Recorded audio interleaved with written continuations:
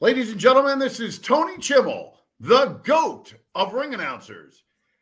And you're listening to the Marks Podcast on YouTube. That never gets fucking old, ever. So beautiful. Well, and the fact is, and getting to meet him, that was pretty cool. Thank you, Gerard. I appreciate that. And he really fucking got me. That whole, who the fuck is this? Don't you ever text here again. I was fucking like, man, fuck this, man. Bullshit. But no, welcome to the Marks Podcast. And I'm wearing a Christmas hat because motherfucker, it's still December. Shut up, Gerard. Don't judge me. And I am Dan, the Flying Jalapeno, joined by the Inside Man, Gerard Millette, and the modern-day Jaharaja, Jacob McGovern. God, it's been a little bit of an interesting week in wrestling, hasn't it? Yes, sir. Oh, yes, it has. So before we start with our topic for the night, I wanted to talk to you, Gerard. You just brought some shit to my attention when I'm driving home from work this morning. Oh, B.J. Whitmer. What the fuck's going on with that, Gerard? Put it this way. I have a feeling, like I say, I have a feeling if it had been a WWE wrestler, it would have been blown up all over the internet. And unfortunately for the person who was the accused, it's just going to get shuffled under the rug because, Tony Khan, that's where he wants it to go. He won't say nothing about it. And it's a shame. Well, you have this woman who accused a wrestler of strangulation. And now it's just blown off. You know, this is what kills me because you're right. WWF has recently had a situation like that happen, and they told them straight up, this is what happened, and this is why they're gone. Odyssey Jones, who was apparently supposed to be the newest member of the New Day, it was a whole story. What a fall from grace that was. There wasn't even a grace period. No, and I mean, like I said, I'm not a fan of Odyssey Jones, but he was gone. Fucking look, Matt Riddle gone. That one cat with the fucking MSK. I mean, he got acquitted of all the other stuff. Fucking Velveteen Dream, a guy that I really thought could have been a big deal in fucking WWF. Do you guys think now with the way WWE is gone because of Vince McMahon, it's you're guilty till proven innocent, and if you're proven innocent, absolutely. But again, there was enough evidence behind the Vince stuff. You can't take him to court, but you can definitely take his ass to civil court, and I think that's what she's going to do. She's going to clean his clock and take him to the bank. And my only thing about that, though, in the wrestling, not just in the wrestling genre, in all the professional sports genre, why has it turned? It became because we too often gave the athletes the benefit of the doubt, and they turned out to be guilty. So now to flip the script to where, hey, until you're proven innocent, we got to show it. We got to. You're going to be guilty, and regardless of it's guilty in the court of law, how about the court of public opinion? That's something we've talked about constantly, Gerard, Jacob. We talked about it's really the court of public opinion ultimately is the decider of how your life's going to go. You know, look, we say the name plainly here because, the man was never convicted. Mel Phillips, look at all the shit he went through, and he's never been convicted of shit. And he never will be. Thing. And again, he's passed away. And I'm not going to go into a tangent about that, but that's another thing. His life is 40 years now has been what it was because of the court of public opinion. Not due diligence, not proper investigation, but because one side of a fucking narrative felt better than the other. This situation here with B.J. Whitmer, Tony Khan always walking around here like he's Mr. Goody Two-Shoes. He's changing the business. He's doing all these good things for wrestlers. And you know what? I'll give him that. He gave them a better schedule to his own detriment to make his company look stupid as shit. How many attended today? What was it, 8,000 at the No, 64. Hold on. Right now, in Orlando, their home base. Okay. So the building holds 8,000, or the capacity is 8,000. Okay. As of this morning, 6,400 tickets. Okay. Well, how many did the house show have? How many did the house show down the street have? 8,100, and a Baltimore house show had 8,400. Oh, wow. So their house shows are doing better than their fucking pay-per-views. Yep. Makes sense. Go ahead, Jacob. So for anyone like myself, I do not know this situation because I do not know who B.J. Whitmer is at all. So if you would like to enlighten the audience on what is going on.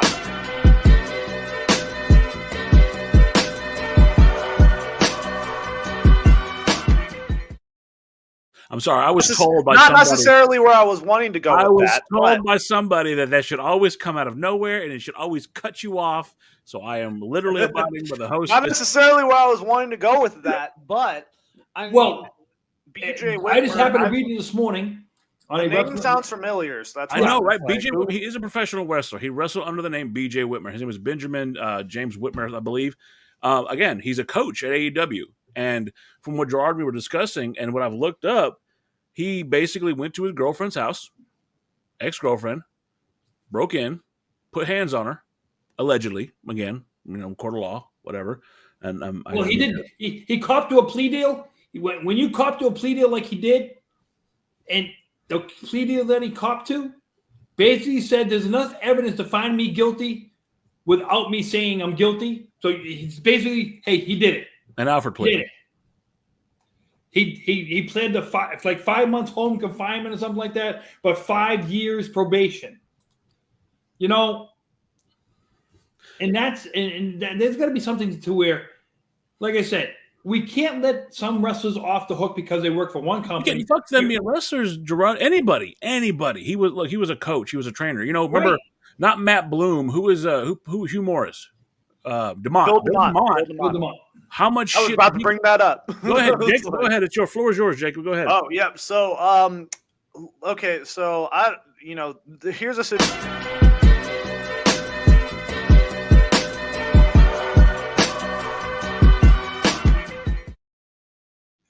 Sprinkles. No, just so this is a situation like in Bill DeMont's case.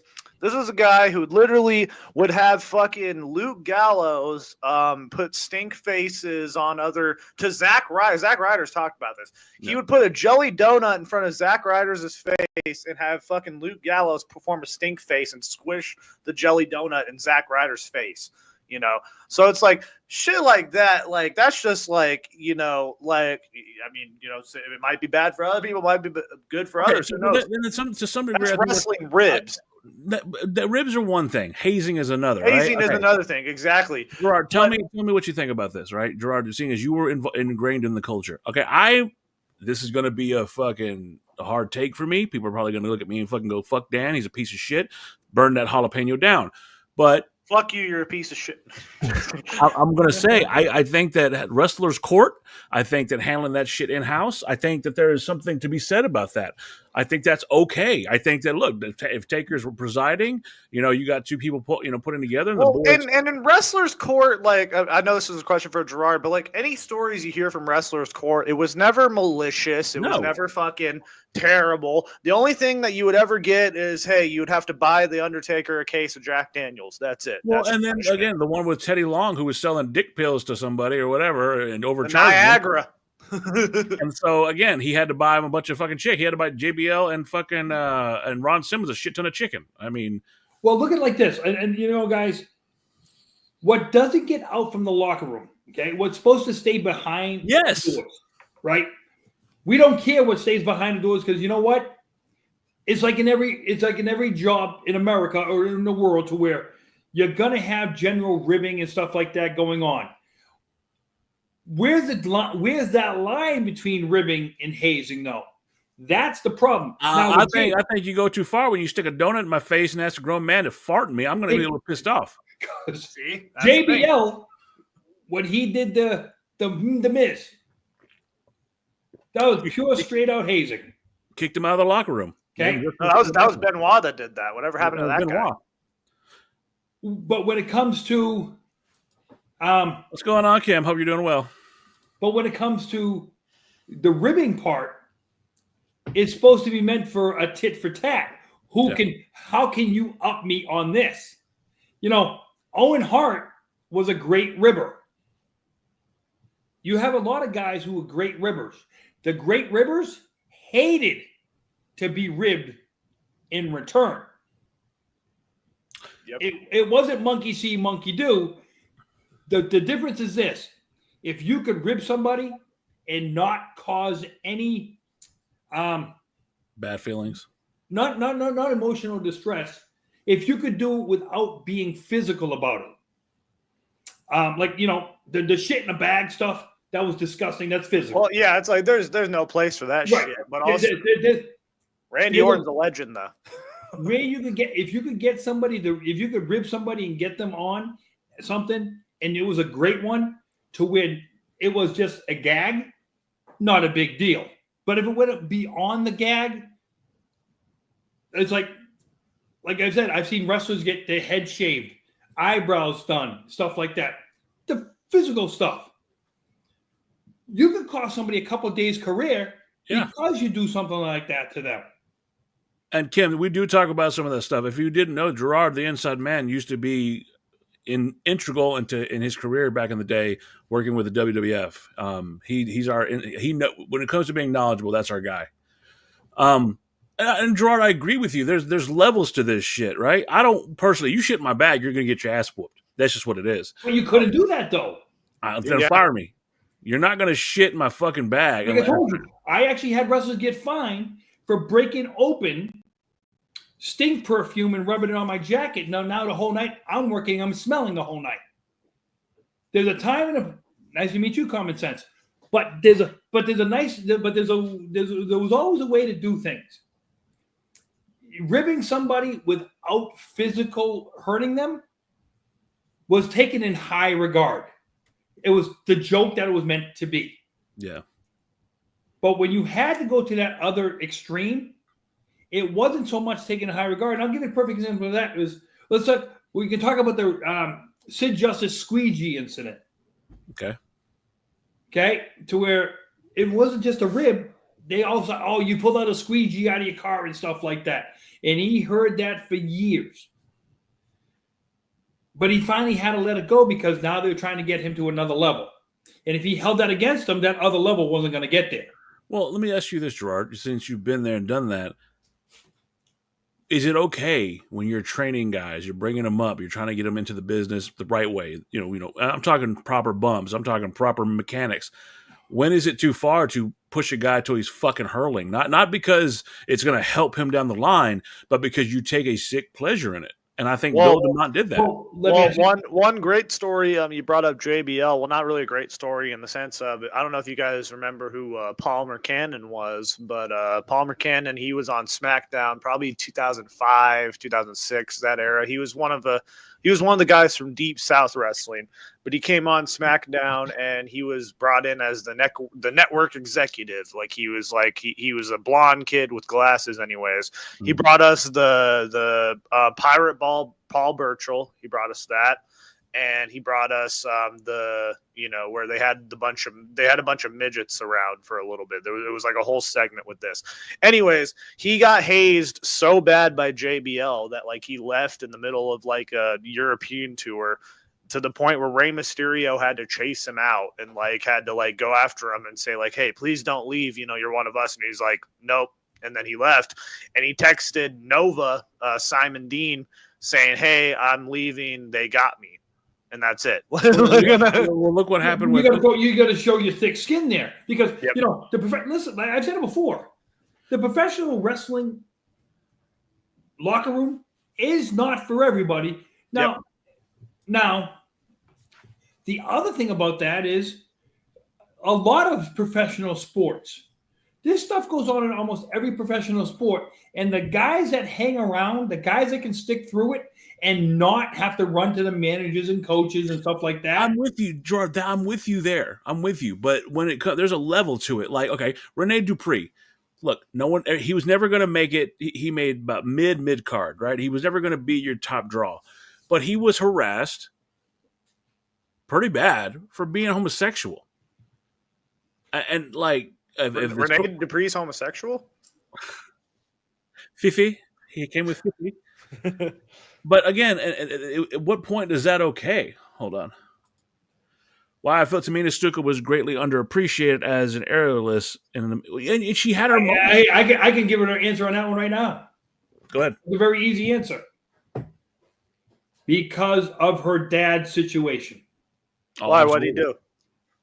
Yeah, if her dad wasn't in the position that he was in, I think Tamina would have been pushed through the roof. her dad actually helped Tamina back. It's a shame. I think Tamina helped Tamina back. Tamina is always Tamina had if you watch Tamina's early work, she was amazing. She had Right. really good. She was great as a valet for the Usos. Come on, let's be realistic. Fucking Jacob, I'm telling you right now, I've seen her when she was coming out and she had the fucking animal print and she was working FCW and shit like that. She fucking was good. And you watch. But that was 2008. I'm not saying now. I'm not saying no one greener than Tamina was going to get over. It's like Natty. Put it this way, for a woman, she could do some stuff for a woman that the problem is with her, she wasn't promoted. They couldn't promote her the way they wanted to, like they promote the Usos, like they promote Roman Reigns and stuff like that. The lineage, the heritage. I still think she ends up the same place that she's at. I mean, Byron Saxton was great in FCW too, but look where he's at. You're right. I think you know what I mean by is if her father wasn't who her father was. Oh, exactly. That's what I'm saying. Tamina Snuka probably gets better if all the stuff doesn't come out about her father. Her and Nia Jax would have held those tag team titles multiple times over. Well, I mean, for the perfect example, Natty Neidhart got so much. I love Natty when she first debuted. I now think it's time for her to probably step down, and if she wants to be a trainer or something like that, look, I can appreciate wanting to hang on, but you're not It's a new generation, and it's not a knock at Natty, but it's a new generation. It's time to move on. But Natty they pushed her to the moon for the longest time when she first came in, when she had that red hair, she had that entrance, that laughter, she was like a female version of the Anvil. And I love that. I loved her spinning discus clothesline. I loved her sharpshooter. She was different. She was Charlotte Flair before Charlotte Flair. Would you say that one of her biggest problems was everybody changed around Natty and Natty's gimmick stayed the same? Absolutely. I would 100% agree with that. Her gimmick has always been the same. She's had the same music. She's had the same presentation since, man, she's been I also think the worst thing that happened to her was Total Divas. I think. Are we forgetting the time that her whole gimmick where she was just farting? Are we forgetting that whole gimmick? And that was who was in charge then? Well, he was in charge up until. What I'm saying is, I think the worst thing that happened to her was Total Divas, and I'm going to say it from a men's perspective, and some people may disagree with this, but this is what I'm saying.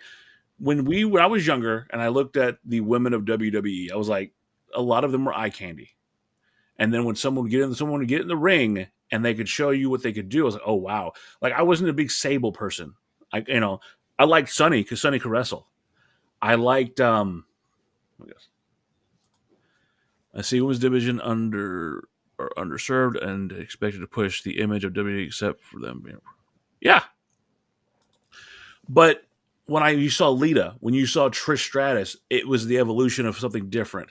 And then later on, when you saw, and I don't care what anybody says, AJ Lee is the one who changed the game as far as female wrestling. I like Paige, okay? And not for the reasons you think, you sick fucks. I like Paige, all right? I liked Emma when she did the Vegemite Smash and all that. I loved fucking AJ Lee and Celeste Bonnet. That CM Punk does too. I'm sure he does too. But listen, Celeste, I'll put it like this: the gimmick that she had with the crazy chicks things. How many men can relate to that? Well, okay? And I'll tell you this, man. They're selling for the women now. A lot of the women go out there for the women. It's exactly before Jake even said it. She was ready to go. Well, and I'll tell you this, I remember from that era because this was Kim, you can come back anytime you want if you got the knowledge like that. I like that. I like having female audience members who understand the business. Exactly. But I remember back in that era when she was at her peak during the CM Punk, Daniel Bryan, Kane feud, where she was basically just making out with all of them. But there was a live event that I went to out here, and it was in Tucson, and there was a triple threat match. So it was the main event. And then it was Kane, CM Punk, Daniel Bryan, main event. The whole match, we want AJ. We want AJ. Didn't come out at all until the very last minute. She literally just came out and skipped around the ring. What do you think? That's all she did. She just came out and skipped around the ring and then left. And she got the biggest pop of everyone out of the whole. When her music hits, yep, I have a feeling the Mick Foley, Austin, that night in the Worcester Centrum from January of 1999, It's going to be the loudest pop in WWE. Oh, you're gonna hear la la la la la la light When it up. you hear her music hit, she's going to pop Austinist pop. Oh, no doubt. Especially if I hope for the Women's Royal Rumble. We didn't really talk about this last week, but I really hope that that's something that we could see for the Royal Rumble. I'm putting it out there, at least just for a great moment. I put it this way, I would just want to see her come out 3 months, and she can go off and go and do love it. this. But Great I comment. love this. Great I love comment. this fucking comment. Kim, keep it up with this good shit. Before we go ahead, I do want to remind everybody watching and anybody watching later, we are having the Rant and Rave podcast trio coming on February 1st, Royal Rumble. We are doing a reaction to the Royal Rumble. Come in, have a good time, chill, and then while you're here, we will let you know how you can enter into the contest to win a copy of WWE 2K25. It will be a code for whether it's PlayStation or Xbox, whatever your preference is. Stay tuned. Keep here. Watch how you have a chance to win the WWE 2K25. But no, back to the Royal Rumble. If she comes out, the reason why I think that she did it right is you had Punk leave around that time, right? Punk was gone. She's never been given her flowers. No, and that's what I'm getting at. Punk left, and it's not like they punished her, but she did her run and she was gone. No fanfare, no nothing. She did her run. Paige came out, beat her, whatever it was. She was gone. They stuck it to her and allowed fucking Nikki Bella to overshadow her title reign, that bugged the shit out of me. It was vindictive. It was vindictive. It wasn't vindictive. Come on. It was John Cena. It was bullshit is what it was. No, listen. It was Cena. Cena's had his name all over that run, okay? It was Baby and Cena. Now, AJ Lee, to this point, if both women walked out the curtain tomorrow on Monday Night Raw, who's the crowd going to pop for more? AJ. Yeah. Nikki Bella, who? Yeah. That's when. So no, and they would probably crack jokes about her getting beat up by her husband. That's how fucked up the audience is. Right. That's the good part about that. So AJ doesn't need to worry about her spot. No. In the line of women and notoriety and popular. Okay, it goes back to the Flair Hogan effect, right? Ric Flair will always be remembered as one of, if not the greatest technical wrestlers from his era. Like everybody will remember Ric Flair. Hulk Hogan is a household name. People will remember Nikki Bella from Total Divas and her outside work and the stupid shit she's gotten herself into. But real fans will remember AJ Lee for everything she does. You're damn right, Kim. Woo!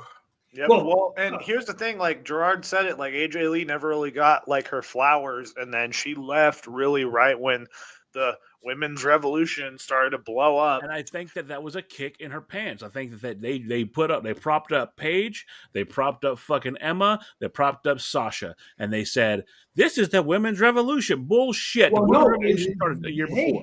Well, listen, she left because her husband walked out the door, and she basically said, I don't think I can work here with the. But she did business for another year. She did good business for another year. She acted like a mature adult, even though they fired her husband on their wedding day for the FedEx. She still did good business. And literally look no further, like how much better than she was than the entire roster at that time. Look at the pipe bomb that she cut in front of all the Total Divas cast. She can come out on Monday Night Raw and be better than 90% of the roster. And that's kind of why. And listen, today. I think today, 90%. Yeah, today, and then too, if you look at the pipe bomb she cut, you could tell like the Bellas. Here's the question for you: no one in that back locker room can. What did she say? No one in that locker room can lace my Chuck Taylor. Chuck Taylor. Yep, exactly. What woman, if she was to come back, what woman she come back could actually at least compete with her on the microphone? In comparison, many of the women are sluggish in their athleticism compared to AJ. Paige is more of a boulder than flexible. I would, and Paige, since everything is like, I'm not saying the boob job did it. I think that her relationship with Alberto Del Rio and Alberto, I think a lot of the stuff that she did is really what caused Paige's downfall. Now, this is what you will all probably disagree with me. AEW. I'm not talking about Mercedes Moné. I'm so sick of fucking Mercedes Moné. And I'm not hitting the Jacob's Corner thing because we're going to go. Why? She's the best. And she earned it for me. Toni Storm. And I don't get this fucking, let's have amnesia. Oh no, I'm having amnesia. I don't know who I am anymore. So stupid. Let the woman be, tits out, watch out for the shoe. I love fucking Toni Storm. Here's my thing about I bet Juice Robinson does too. I'm sure he does. Here's the part about the Toni Storm gimmick that I don't understand is you let her come back to the arena without no build-up towards the amnesia part of it. Yes. If they had showed her waking up in a hospital. Yeah. Something like that to it, like, who am I? Why am I here? Give the old James Stockdale routine. Something like that to where now you're like, you don't know why am I here? Play a video clip, do something. And that is the thing about AEW. There's no fucking cohesive fucking game plan. There's nothing going. I went on that tangent, was last week or the week before, whatever. But I'm so fucking sick of it. The reason why they're not doing any numbers, they had to cancel Rampage, by the way. We haven't got to that yet, but they had to cancel Rampage because I stopped watching. The ratings went down. But you have all this talent. And you know what? Ricochet, what the fuck is wrong with him? I'm going to tell you. I hope to God that Ricochet has kind of dabbled in recreational drugs, because that is the only way I can to understand what is going on with him. What I'm saying is, what happened to him from the time? I'm going to tell you what happened. Well, hold on. He was in NXT, Gerard. Yep. He was like the best promo he's ever done. Anything, and I'll never forget it. You had the Velveteen Dream on the ramp at NXT. Anything that Ricochet the dream can do better. And Ricochet bounces off the ropes, does a flip over the top, lands in front of him. We've talked about this before. Show me. There's no structure at AEW. They basically give him a mic and say, go say what you want. Guess what? And that's what he does. Ricochet cannot think on his own. He's one of the wrestlers who he needs that corporate structure why? He cannot do it on his own. Ricochet is one of those guys. There's a lot of guys out there who can't do it on his own, a la, the old timers. He can't do it because he got brought up in a system to where we're going to tell you everything you need to do. And when he goes to do it on his own, he can't put a coherent sentence together to save his life. Now, mind you, it's a good thing his wrestling ability hasn't got taken away from his promo ability. Because he can still wrestle. He can't cut a promo to say he needs two things. He needs two things, or one of two things. He needs either a mask.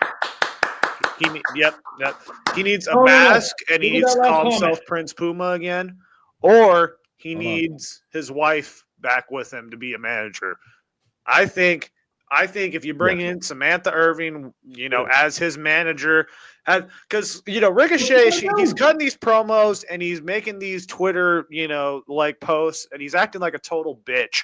I think he should lean into that, lean into being a total bitch. And then one night, Samantha Irving just comes out to a big pop, grabs Ricochet by the ear, and just pulls him. And then there you go. Have him just be the bitch for Samantha Irving. Kim, where the fuck have you been? Yeah. Well, yeah, these are great comments. Brock Lesnar. An example, without Heyman being a mouthpiece. Okay, you're right. I don't know if he'd be as popular. Wait, hold on. The popular part, he already had the popular part there. But I don't think he would have gotten over as well. Would he have been such a monster without Heyman? But I think over time he picked up a shit ton from Heyman because country redneck fucking tractor driver cowboy has Viking. When he was doing the Money in the Bank briefcase, he dancing there like it's a freaking. I think he developed before that. Every time they gave the fucking microphone to Brock, like when he was with Heyman, to set up the Goldberg match in 2003, it's gonna be Brock Lesnar versus Goldberg, and he's all on his knees. You know what the sad part is? You know what the sad part is, Jacob? You have a deeper voice than Brock Lesnar. Oh, I know, it's sad. And then like the one time I remember he came, it was when he was the WWE champion. This is when Seth Rollins cost him the belt at WrestleMania or something like that. So that was Seth Rollins, and he gets on the mic and he goes, "Seth Rollins, get your ass out here, boy!" And like the highest voice ever. But talking about that, I think you have a point, Jacob. I think that Samantha Irving has already made it clear she doesn't want to just do ring announcing. The woman is beautiful. She's articulate. She's funny. I don't know if she can manage. And I'm going to tell you, I don't think she can manage for one reason. Why is that?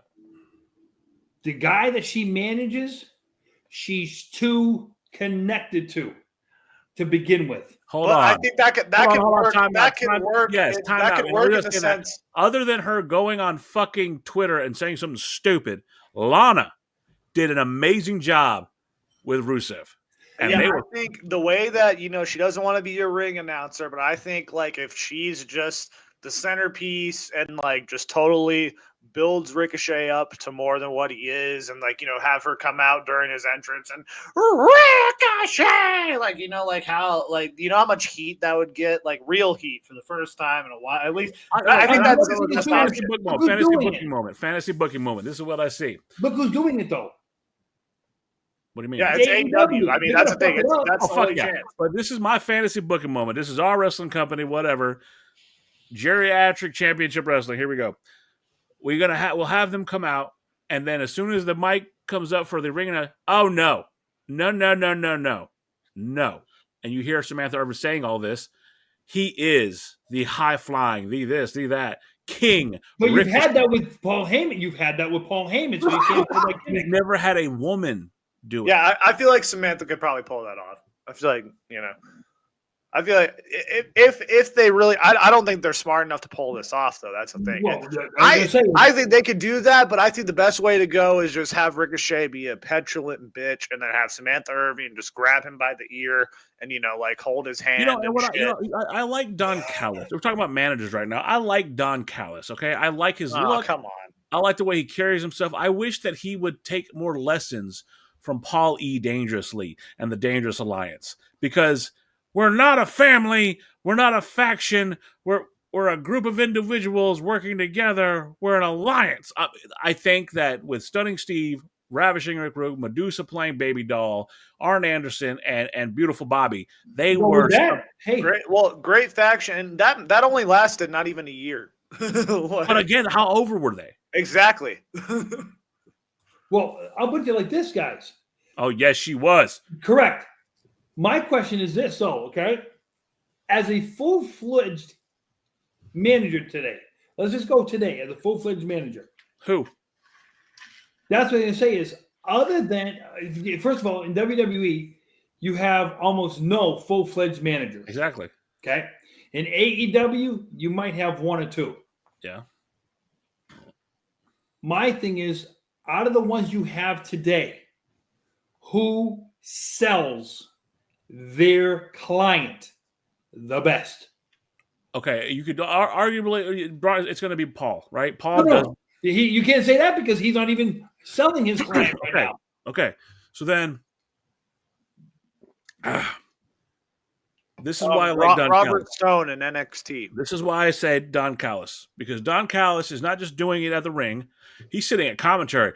My men are the best, and he's just talking about how great Kyle Fletcher is and all this.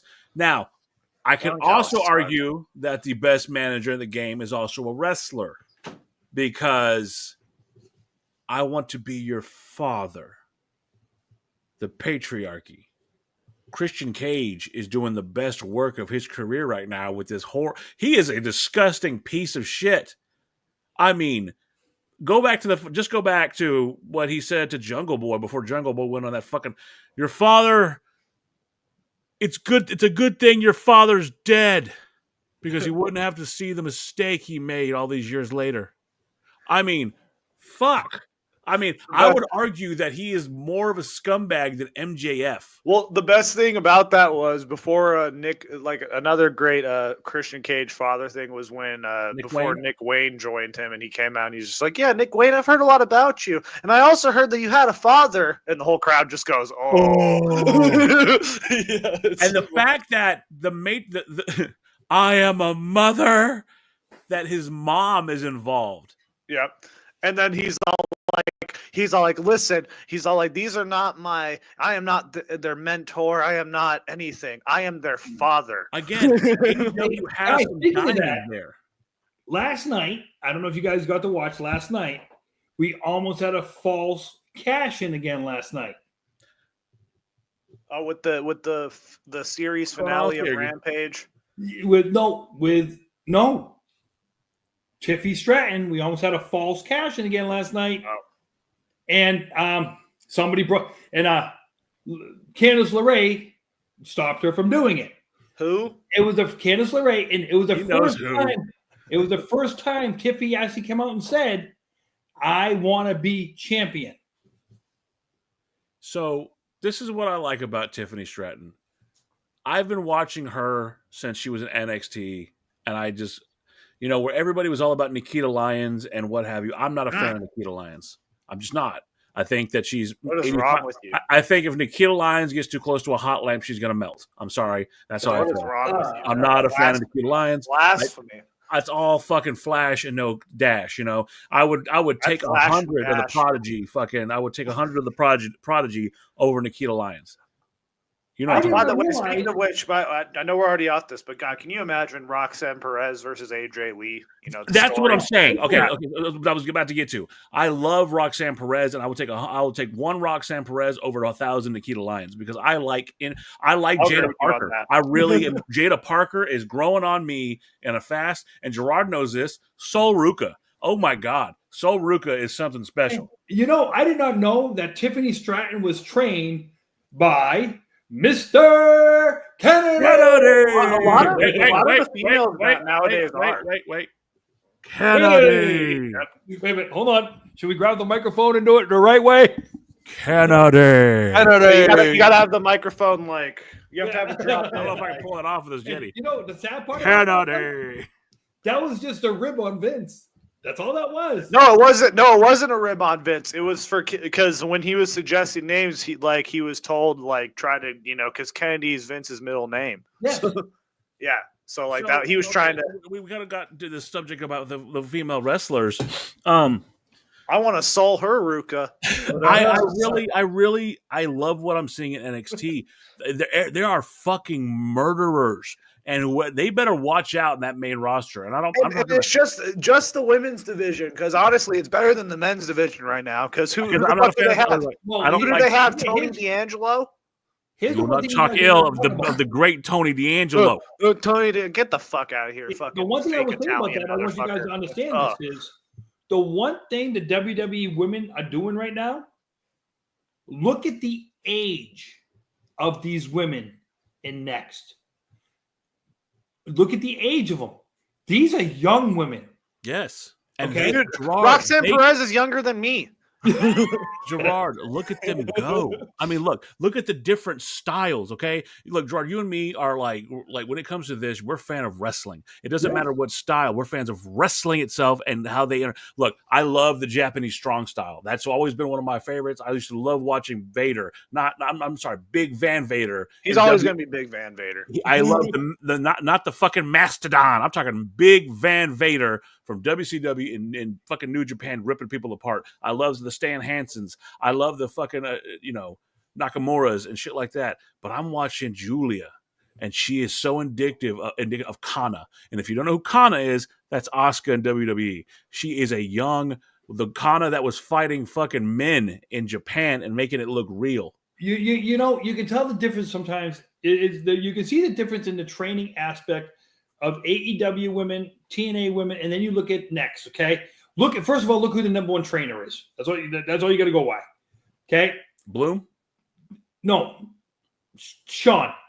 Oh. What I'm saying is, when you look at how they're probably being broken down to prepare This is how you tell a story of a match, and not just go out there and wrestle. Me, you, and Jacob can have a match, and we could just wrestle it.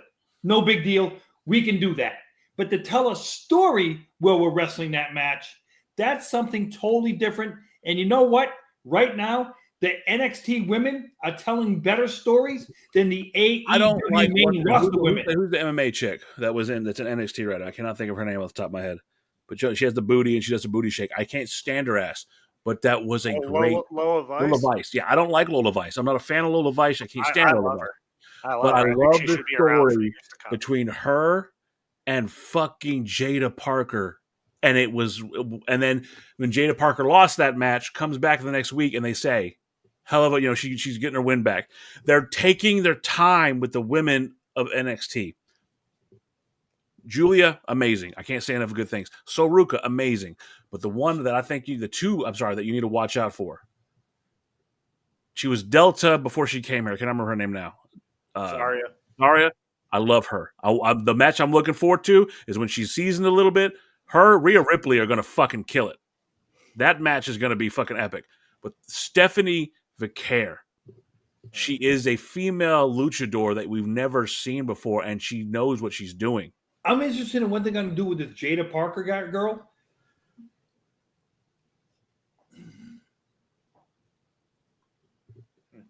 Absolutely. Abso-fucking-lutely.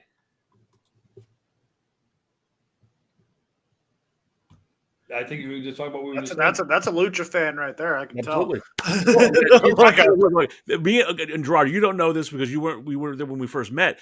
Me and Jacob bonded on wrestling because of the AAA stories talking about Art Barr, Eddie Guerrero, and the anti-Mexico group they had. And I talked about Art Barr and how Jacob at fucking like 19 years old goes, "Oh, I know Art Barr. He had that really good frog splash."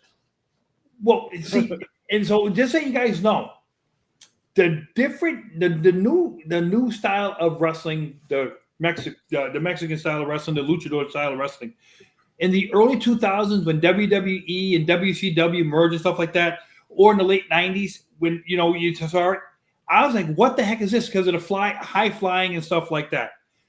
I've said it before and I'll say it again. The high flying is great for a couple of minutes. The problem is, though, to have it be sustainable for every match. Well, and here's the thing: the only company that has ever done that right, and RIP, Lucha Underground. Yeah. When Lucha Underground really was popping off, that's where you got introduced to Ricochet. That's where you got introduced to guys like Swerve Strickland under the name Killshot. Prince Puma. You got Pentagon. Who was Killshot? Yeah. Swerve Strickland. Exactly. And then you also have Mil Muertes, who's King Cuerno, aka Santos Escobar. You have all these great talent. Rey Mysterio is in Lucha Underground, and it really like what Common Sense is saying, with the soap opera dynamic. And I wish, Gerard, that we could find that so you could watch it. It was perfectly dissected to be a soap opera. And at the end of the day, I love athleticism, right? I love the competition that is pro wrestling, but we're there for the story, right? I mean, I think they were killing people in Lucha Underground. They were fucking killing. They had a man locked in a basement who was a monster. So they had a skeleton. They had people getting turned into skeletons. Go ahead, Gerard. So I was saying, when you're talking about that, I think we can talk about that and we can segue into the topic of the show. And I was waiting for you to do that, but go ahead. The finishers that made him broke. So, and we can talk about the first night a guy used his finish in WWE and broke and shattered his arm. Viva la raza! He used a frog splash and shattered that thing. Now, we have talked about this, Gerard, before we even came up with this. Why did he shatter his arm? Because the distance was off. It was a 20-foot ring instead of an 18-foot ring. And, that timing, when you're going off and you're expecting to land at a certain point, it's like, oh, crap, that's 2 feet longer. So your body's coming down 2 feet later. Well, and he did a hell of a frog splash, but some people would argue RVD, 5-star frog splash, which was actually, if a lot of people don't know this, it was called the 5-star frog splash because he was a knock at your favorite person in the world, Gerard. David Five star, five star. Metzler. Oh, Who? David oh, Metzler. oh. my So, God. Oh, 5 stars. okay. So, Look, hey, listen. I was thinking about something the other day, and here's a name that we forgot that we, David Otunga. I was literally, literally, I was playing WWE 13 today, and like literally, that's one of the main songs that plays throughout the whole menu screen. You mean Mr. Hudson, right? Yes, you're talking about Mr. Hudson. Yeah, Mr. Hudson. He killed his career. If anybody had their career killed, it's because of her. It's because of her. He is literally okay. Literally, they announced him to the ring. All right, making his way to the ring. He is a graduate of Harvard Law School. Yep. David Otunga. It's like, well, wow. Think about it. Hey, And Tony Kimmel announced that, by the way, multiple times. I have WWE 13. He's the one who announced it. David Otunga, and you had Chris Nowinski. Well, you know why his career ended. Well, I would say for Chris Nowinski, I will say one thing about him. I applaud him for his work with CTE. I applaud him for that. Yeah. He is out there trying to make sports in general safer for everyone involved for what they do after their career. Well, and the gimmick that they have is never going to work. There's never going to be a smart wrestler that ever works, or a gimmick that works, because they tried it with Chris Nowinski, with Matt Stryker. They tried it with Dean Douglas, Shane. Yeah, Genius, the Dean. Yeah, the Genius. Listen, the Genius gimmick where he used to come out and say his poem and have the frisbees and throw them out into the crowd. Ronnie Poffo, baby, dude, that was. But we just had it recently with Chase U too, and that shit. I love Chase U. You shut your fucking mouth. Where's Andre Chase? Andre Chase is going to be released soon. Mark my words. He's going to be gone. But how the longevity of that? And Thea Hale, you don't like Thea Hale? Who? The cheerleader. So, I'm glad you brought it up. Hey, you know what? He just said something, Jacob. I'm glad he brought it up. Longevity. Okay, guys who's had their finisher for extremely long times, people have stolen. They made a fortune off of it, and other people have taken it, broken it. I can tell you exactly who the first one pops in my head, who stole all kinds of money. You're not going to believe it.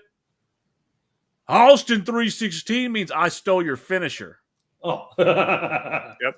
And I love Steve Austin, and I don't think anybody could do a Stone Cold Stunner better than him. Kevin Owens comes close, but nobody does the whippersnapper like Mikey Whipwreck. And Mikey Whipwreck got his finisher stolen by one Stone Cold Steve Austin. Well, you want to talk about he beat him in the ladder match in ECW, but Steve Austin won in the long run. I thought you were going to say Jake the Snake. You want to talk about finisher that's stolen? Look at the Crossroads. Who did that move first? He's not remembered a lot, but one Test. Test did that move long before Cody Rhodes did. Well, here's the thing with Cody Rhodes. Cody Rhodes made that move. I think I was in the business longer than Test was. Okay, but Gerard, you said it. My favorite finisher of all time. Literally. That and the flatliner kind of go back and forth. But the most powerful fucking move in all of wrestling, which was relegated to just being a fucking basic move. Three letters. It meant it was over. The DDT. DDT. And there was a time when, to this day, only one man has used that as a finisher, and no one's ever kicked out when he's hit it. He may have been stopped before hitting it, but no one has ever kicked out when Jake put on the DDT.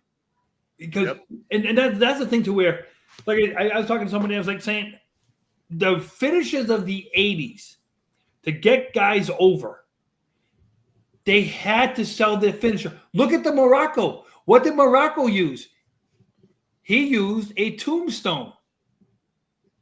Nobody kicked out of his tombstone. Okay? Some of these guys back then, and the finishes of people back then, okay? The problem is, you don't have today's finishers. Kim, why have you never been on this fucking show? Why have you never been in this chat before? Well, and I would say to Kim, I would say, listen, the duplicate maneuvers of today, guys in the 80s or 70s and 80s, You weren't allowed to use somebody else's finisher. It was a no-no. Go back to the Bill Watts era, and nobody was even allowed. In the fucking Gagne era, if the good guys are at the same hotel as the bad guy, you're fucking fired. Well, there were separate locker rooms for everybody, and the agents hated it because they had to go back and forth between locker rooms and stuff like that. You couldn't stand it. Well, let me tell you this. Let's talk about this. I said that the DDT is probably my favorite finisher of all time. Raven brought some life back into it but it's also about the finish. And who's doing it? Like what she brought up in the chat, like it's basically who gives it the big flair. When Jake hit that DDT, you knew it was over. What the sad part is? Y'all are going to agree with me here. I know you, because anytime I bash AEW or anybody who's in AEW, you'll love it. John Moxley and that fucking Death Rider DDT, that's trash. It's a fucking trash finish. He lifts him up and drops. It looks like shit. Okay, listen, you guys have heard. Remember Billy Gunn and the Famouser? Yeah. How many times did the Rockers do that move? And you might have had a guy get his neck broken. The problem is a lot of these finishers were done. Guys would injure their opponents and stuff like that. I'll give you a perfect one. Ric Flair in the figure four. Have you ever had a figure four put on you? Yeah, that hurts like a bitch. No, if you don't squeeze down, it doesn't hurt. It doesn't hurt at all. No. And he would do that move like it would be killing somebody. Now, it doesn't hurt if you don't. There was something that Kim said that I want to talk about in variation, and then me and Gerard's talked about this in a car ride home before. The Stone Cold Stunner, right? I feel like that move evolved into other things. They have the swinging neck breaker. They have this. I think it revolved into the Diamond Cutter. The Diamond Cutter could be hit out of anywhere, and I love when Dallas Page did the Diamond Cutter. The RKO. Which evolved into the RKO eventually. Into the RKO. Because Bubba did it for a bit. It was Bubba. That's another guy who doesn't get fucking Bully Ray, also known as Bubba Ray Dudley, did a hell of a fucking cutter. Yep. And then we talk about Tommy Dreamer a lot too. Tommy Dreamer had a hell of a DDT, which he stole from Raven. Yep, exactly. Well, yeah, because that was his biggest rival. Yeah. But like I said, the evolution of that move, but did that do a detriment? And that's another thing I want to talk about. And again, when does the finisher finish you? One of the greatest of all time, if not the most famous fucking wrestler of all time. You see that red and yellow, you see that black and white, you see that beard and that mustache combo, you see the white fucking Fu Manchu, you see Hollywood, you see the Great American Hulk Hogan, and a simple fucking guillotine leg drop. It's a boom, boom, boom, foot to the face, and a drop of the leg. Drop of the leg. Was that 10 hip surgeries? 10 hip surgeries, back surgeries, all from dropping a leg. And he's the first one that said, now, he was the first one to say, I wish I could have had Piper's hold. The sleeper. All it was a simple sleeper. He goes, I probably would have never had surgeries if I just had a sleeper. I never knew it was fake, brother. How many versions of the sleeper did we see? You had Pipers, you had Beefcakes, you had, $1 Million Dream, Cobra Clutch. $1 Million Dream, the Cobra Clutch. How many different kinds of sleepers did you see? Those guys, you never heard about those guys have. Listen, one of the most perfect finishes. The perfect plex. Perfect plex. Because he never made contact first. He was always dropping them on their backs. It was a simple suplex with just a fisherman, with just a hook. The fisherman, which again evolved into the Fisherman's Buster, which Indies took over forever, and everyone loves the Fisherman Buster. It's a fucking. And hey, people can hate on Goldberg all you want, but the jackhammer, it's still. It was a basic, but it looks impactful because of the man doing it. Oh, think about it. Goldberg started the spear. How many people today spear? Oh my God! Nobody got up on Goldberg spear. Or even, like the classic sweet chin music from Shawn Michaels. Like at least in the early days before it got beat to death. Right. But this is the thing. Shawn Michaels had a decent super kick. I liked it, but it was no one's going to tell me that it was more impactful than the gentleman Chris Adams. When he pushed forward with his super kick, he knocked your fucking block off. Hey guys, remember this: when Orton first started, his drop kick Yeah. He could get that drop kick off. The height on that The shit. height of his drop. Well, another great one is the Great Muda with the Shining Wizard. You know, it's another great. Again, and Tajiri had a decent one. Fucking what's her name? With the shiniest, she's got to let go. The shiniest wizard.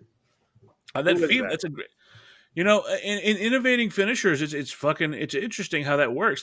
Like, okay, the rock bottom. Give me an innovative finisher before you go. A woman did first. The Eclipse, Ember Moon. That was good, but that just too. It's a great fit. It is a great finish. No, I'll tell you right now. Beth Phoenix, that face plant. Yep. I mean, and everybody uses it today, though. It's so smooth that she smashes and they roll right over. It is. Hey, Jade Cargill uses the same move now. Exactly, the Jaded. Yeah, I'm just saying is though.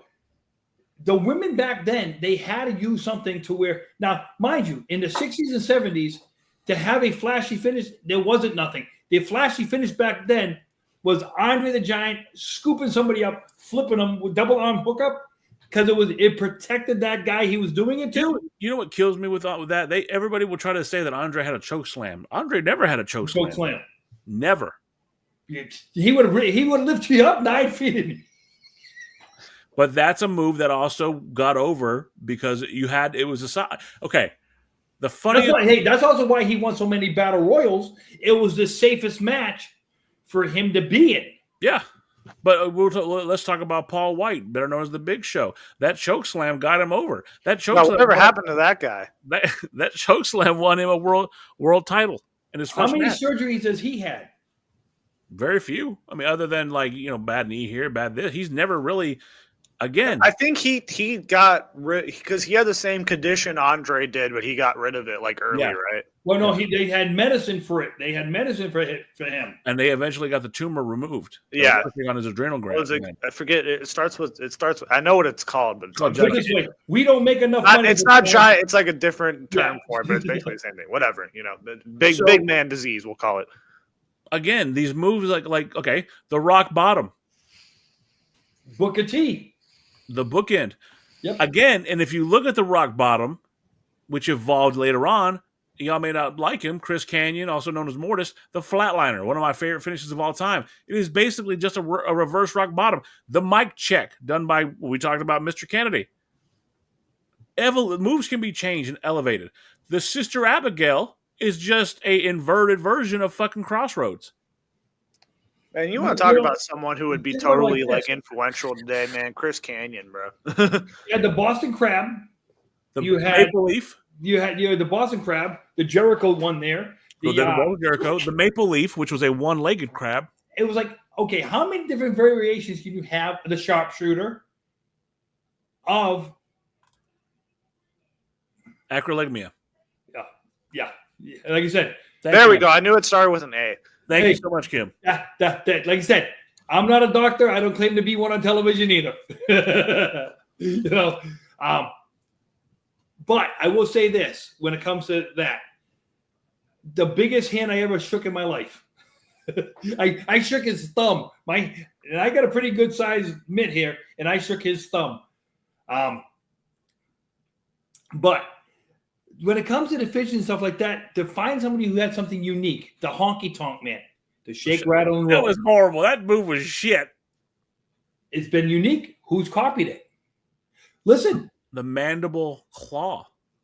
Rene Goulet, just the regular claw. Well, whose claw was better? Was his? Was Von Raschke? Raschke had a hell of a... Or we go back to the family. We go to the fucking... Kerry Von Erich used the claw when he first started finishing too. Fritz started it first, though. Yeah. They're German. Fritz Von Erich. Like the claw. Now, if you never had anybody put a claw on you, it hurts like a son of a bitch. Depending on their grip strength, absolutely. Right? I can't imagine Fritz Von Erich putting a claw on you wouldn't feel too good, It's like he'd probably suffocate your ass. Okay, okay, the guy that we talked about, Gerard, when we first thought about this idea. The missing link. Diving headbutt. So fucking underrated. What an underrated performer that guy is. That missing link, that headbutt, who else did it? Probably could have caused. Look, hold on. This is going to be a moment where Jacob's going to shine. You could argue that diving headbutt caused a double murder suicide. Well, I think I don't know. I don't think you can really argue that. I think that's pretty much the truth. So again, that headbutt, the Dynamite Kid did it. He ended up with CTE like crazy. His brain was mush. Well, yeah, he broke his daughter's legs, So he wasn't really right in the head either. Chris Benoit, alleged, there's a lot of theories. Allegedly. What did he do? Jesus Christ. Jacob, one of the I mentioned the guy earlier in the night, and everybody and their brother who does it nowadays, it's a no-sell, it's almost a no-sell move. Superfly Jimmy Snuka. He went up to that rope and he hit his move. You were done. But today people do the same move. They kick out, blah, blah, blah. But Snuka, it was a feared move. And I'll say this about Snuka. Watch him against, Marvelous Don Morocco. When he would Magnificent. Magnificent John Morocco. When he jumped off that steel cage, he looked like a fucking bag of bricks. Bam. It was over. There was no bounce back. You watch the Usos, they got a little bounce back up and they bounce. No, when fucking Snuka hits you. It was like he was hitting the water. It was like I'm doing a belly flop on top of water. Smack. That's it. Because why? He honed that. He made that his own. Now, I would argue, if you look at the Usos, right? And, main event Jey Uso, he's not bad. His is very similar when he hits it right. It is honestly, what's better than Jey Uso's is a guy who's injured right now, unfortunately, is Bronson Reed. When Bronson Reed hits that You know what? You're absolute. I'm glad you brought that up. That Bronson Reed tsunami. Fuck. Yeah. Hold me say it again. Fuck. I wouldn't want to be on the other end because think about it like this. I don't care how much you lean up. Unless you're 300 pounds also, which if you notice, most of the guys he's done that to are not 300 pounds. To lean up in the right way, so when he comes down, you can get some of that spring off your body. That takes, some good timing. Very good timing. We were talking about innovating moves. Kim was talking about innovating moves. What is the most move that's been used more than any other fucking move in the world? The power bomb. Overplayed, overdone. You had the last ride with the Undertaker. You had the Batista bomb. You have the fucking Canadian Destroyer, which is a fucking somersault power bomb. I mean, pop-up power bomb. Fucking Kevin Owens. What do you do with that move anymore? Mike, who can come along and create a move to where we haven't seen before and actually put the sell on it to where people are like, holy Jesus. So I think Kevin Owens can do that with the package pile driver if they build that up right. Well, I'm also wondering, though, because Pentagon is coming, and his finisher for years has been the package pile driver. Well, the other thing is, too, is let's take a look at some of those. I just said, so you had Morocco with the inverted pile driver, Undertaker's tombstone, Ray the Crippler Stevens with the original, the pile driver. Paul Orndorff. These guys are very good at these pile drivers. You're saying this, and I'm thinking to myself, there are a lot of moves that I think they overemphasize and they make them into signature moves, which could be finishers. And I don't know why they don't think about that. For instance, you look at Seth Rollins, you look at Finn Balor. They do a move called the Sling Blade. Done right, that could look like a finisher. And yet they make him into a little, it's a setup for this, it's a setup for that. Okay, well, fuck that. Then you have Finn Balor and his shotgun drop kick, where he runs and shotgun kicks someone into a turnbuckle. You know whose career was ended by a turnbuckle? Fucking Sting. Well, here's my other thing about that. What does Finn Balor weigh? 220 pounds soaking wet? Yeah. Can somebody tell me how a guy who could be 300 pounds, he comes off on a stomp, the coup de grace. Now this guy's deemed. Okay, this is why I would disagree with that. The way he does it, where he's able to lift his knees all the way almost to his chest, and he comes down with it, it makes it look more devastating. So it's almost like a stake through the heart. What I'm saying is, though, the weight of the guy is like back in the days, they didn't want the lighter guy to have such a devastating move on the big heavier guy where it couldn't sell. Hey, you watch your mouth. I mean, The Hurricane had a hell of a choke slam. Macho Man's elbow drop. Love the Hurricane had a hell of a choke slam. He had the best choke slam in the business. And you know who else had a hell of a choke slam? The indisputable 400-pound man that was Crash Holly.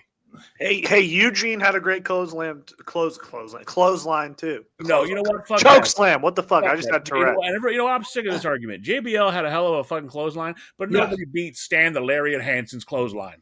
That motherfucker knocked the piss. I will say the only. I just had a stroke right It now. was the biggest difference with that. Okay, the only difference, JBL it was running. Yes. He took a run.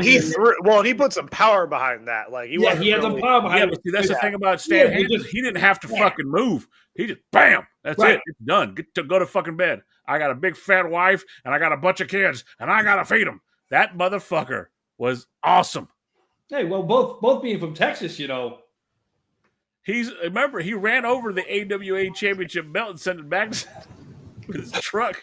But my thing is sometimes with Hansen is, does he get over as much with his finisher if it wasn't in Japan? Because a lot of his stuff is Japan, not United States. That strong style works over there. If you bring him over here, but you have to set him up with guys. Because I think Stan Hansen's biggest match was facing the tough enough guys, the battle of the tough guys. No holds barred. Jesus. Even though I will say, when he goes into the bathroom to fight the guy, he looks at the guy and goes, "It ain't even worth it." What kills me though is, again, we're looking at these old finishers. Ron Killings, better known as R-Truth. That spinning shoulder tackle he does. Oh, so great. Hey, let's go. We can go to Heart Foundation, Demolition, the Legion of Doom. The Legion of Doom one, the clothesline. Hawk goes up for the clothesline. Animal just dumps the guy. The Heart Foundation, where Jim Anvil holds the guy. The heart attack. You know who innovated that move? The Viking fucking the War Raiders. Yep. That fucking finisher they got, it doesn't look like a lot, but it pops. And that big bastard's athletic as shit. I mean, Demolition, look at Demolition. He held him, and the other guy came off the rope with the elbow drop. You know another finisher that I really like? Two of them, actually. One, the Magic Killer, done by Luke Gallows and Carl Anderson. But the one I really like is the Drag the Lake by the Butcher and the Blade. I love the name of that. Hold on. Man, whatever happened to those guys? I want to say it was called Truth or Consequences. It was done by a team in ECW. Where one would kick the head out and one would sweep the leg. That was Total Eliminators. The Eliminators. The Eliminators was called Total Elimination. That's one of my favorite tag team finishers. Fucking Perry Saturn. Who was the other guy? John Cronus. Yeah, yes. Cronus and Saturn. The Total Elimination. That move looked awesome. Yep. And talk about timing. You had to have split-second timing on that, because if you didn't, you could end up injuring your opponent there. Well, you know what move I really liked until John Cena ruined it? I love the DVD. I love the Death Valley Driver. And done right, fucking what was the guy who was feuding with? He was feuding with the Tommy Dreamer in ECW. You had Shane. You had Sandman. You had no. It was he used to dress just like Tommy. It was during Tommy's run with fucking Spicoli, Louis Spicoli. He had a hell of a DVD, man. And Perry Saturn, for his sake, Perry Saturn did a fucking DVD like no other. You can go to, hey, here's one for you. Remember the Brainbusters with Arn Anderson? They'd give that Brainbuster, and how they didn't injure somebody is beyond me. But see, Arn Anderson's chest hair was a finishing move. He was just that bad of a motherfucker. And that's Listen, his suplex there, where he'd catch you, spin you around, and slam you. Oh, the spine, but the spine buster. Why wasn't the spine buster a finisher? There's this one finisher that I saw. One second, Jacob. Gerard, next week we're talking about this. This is the subject for next week. You ready? You ready for this, both of y'all? We're telling y'all right now before we do it. Wrestlers who never won the world title who deserved it. Arn Anderson? Arn Anderson, that motherfucker. Okay, anyway, go on. Oh, yeah. Go ahead.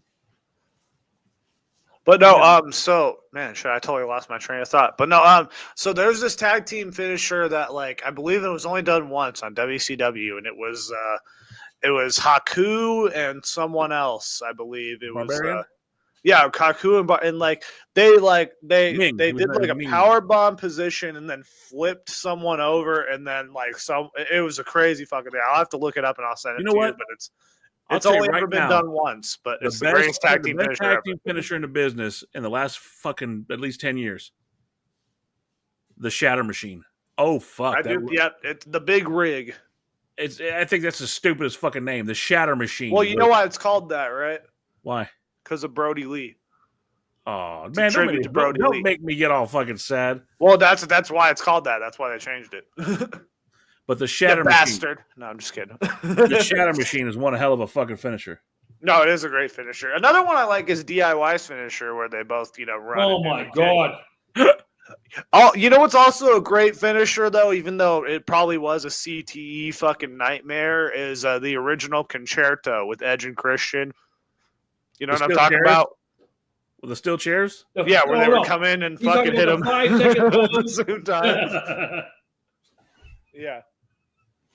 And Yeah, listen, like Edge and Christian would literally at but the you boat. know that if they didn't do it right, yes. I will have to say to Kim, I was like, hey, listen, I was watching a clip the other day of Luke coming to the Royal Rumble, coming down to the ring, and then gets eliminated and not misses a beat. He goes walk back. Well, let me ask you this, George. As you came from that era, do you think the age of the gimmick is over? Do you think they need to stop using gimmicks? I think, in all honesty, what put wrestlers over altogether is gone. You guys today have to work a lot harder to get that much over. Okay, but they do it to themselves, a lot of them. Though, well, think about it. Back in the late 80s, early 90s, your promo could put you over without you even getting into the ring. I mean, I can Look make at the argument. Look at DiBiase and Perfect. The vignettes they did before they even wrestled a match. I can make the argument for Chelsea Green right now, because I think Chelsea Green. She took a step back Friday night. She was. You think so? Oh, her promo Friday night was the shits. I didn't think it was that bad. I mean, I love Chelsea Green so much, so I'm biased. Yeah, he does. Look at him. Yeah, look at me. I'm blushing. Okay, so I can see earlier. I like Tony D'Angelo as a character, but do you think it's just too campy, something like that? I think it's too campy. I think it. I think. No, I agree. I think it's a bygone era that was. It probably would have worked in 2008 WWE. I think this would have worked perfectly around that era. I could see him as an Intercontinental Champion around that era. I could actually see Tony Chimmel announcing him. I could hear it in my brain. Coming to the ring, Tony D'Angelo. Like I could hear it, but. He's a velocity jobber essentially to me. Like he's never gonna, if you put him on the main roster tomorrow, you're gonna get released within probably 5 months. Well, and what kills me is you're kind of right, because look what happened to fucking Santos Escobar, who's amazing. He's an amazing in-ring fucking competitor. Well, and his Santos Escobar is great. Like I said, Lucha Underground, he was King Cuerno. Yeah. We haven't seen any of that energy ever since he came to WWE. There was a little hints of it. He's also, I think he's fucking shackled by being in a faction. Like he was a better solo. He can't. Okay, so Gerard, let me tell you something about King Cuerno. So Santos Escobar, right? Santos Escobar in fucking SmackDown, long hair, looks like $1 million. I mean, guy carries himself well. When he was in Lucha Underground, he used to come with a deer's head on his head on top of his mask. Beautiful. He was the hunter. He was a hunter, and he had a finisher called the Arrow. And but he was by himself. He would get a target, and he would hunt them down, and he wouldn't be satisfied until they beat him. And he was just very good at that lone hunter character. I think the gimmick he had. Damn it, can we just watch Lucha Underground? Can we just not watch like any of this shit? Can we just? My thing is, God damn it! What I'm trying to say is, when we're talking about guys like this, okay, guys back in the day, their finisher made them. today, guys, the finishes don't make them. Yep. Okay. Now, this person right here is talking about improv. I feel like they improv way too much. How they're trained nowadays compared to what it used to be like. They have promo classes. It used to be you got the wrestling down. Now you got to get the promo skills down. Okay. Nowadays, it feels like forget about the promo skills. We just want to work on your in-ring ability. Your promo is supposed to be able to sell you. Well, Gerard, like the thing is that we live in a philosophy now that everybody can be a fucking wrestler, and that's not the case. No, because here's the thing. Look at you can grab a mic. Okay, this is what I want you to say. I want you to hit these bullet points. Okay, hit the bullet points. When you go back into that locker room, okay, you hit the bullet points. But look at who's telling you if you hit your bullet points or not. Look at the guys who's done it, right? And the guys who've done it, and look at the people who put them in their places. One of the very good ones that I would give him credit for is Michael Hayes. The thing with Michael Hayes is this. Has Michael Hayes been around so long, he's gotten stale at his job to where he can look at guys and just, okay, this, that, and A, B, and C has been accomplished. He hasn't, to get these guys to that other point by hitting a promo. Hitting a promo on spot. And, I have a feeling when I say this, women in professional wrestling have to hit that promo 3 times better than the men. Absolutely. Okay? And if they miss one little spot of that, the perfect example of that is Mercedes Moné. She can't hit, she does her promo. She might outlie it in the back. I think she has never done a good promo ever. I'm glad you brought that up because I think that in NXT she had some banger promos, but here's why. She had Dusty Rhodes coddling her because Dusty Rhodes had a soft spot for her. And you're talking about someone who was in the business, and no one can tell me he was in there too fucking long. Dusty Rhodes evolved with the business itself. Dusty Rhodes knew a good promo.